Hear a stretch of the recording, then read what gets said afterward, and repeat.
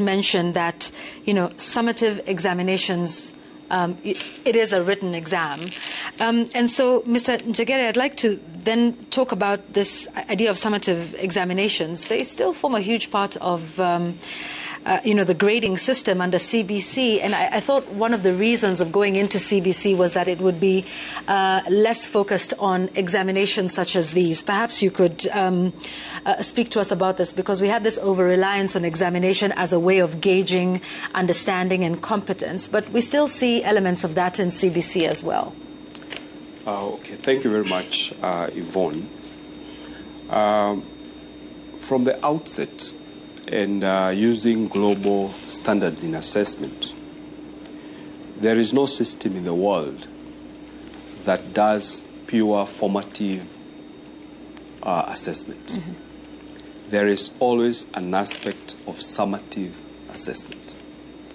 Now, what has happened is that we have created a very healthy balance between the formative and the summative assessment.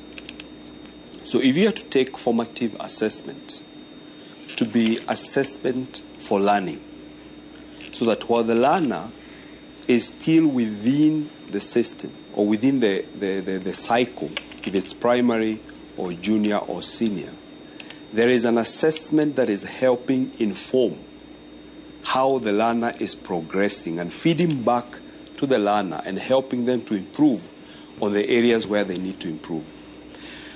If you look at KIPSEA, for example, the balance between the summative and the formative, there is more of formative, which is 60%, and summative is 40%. But as you move towards grade 12, which is going to be more for certification, then the marks for summative goes a little higher, and the marks for formative goes lower to 30. So we are not saying that we will have pure summative. There will be a balance between the summative and the formative. Thank you for that. Maybe,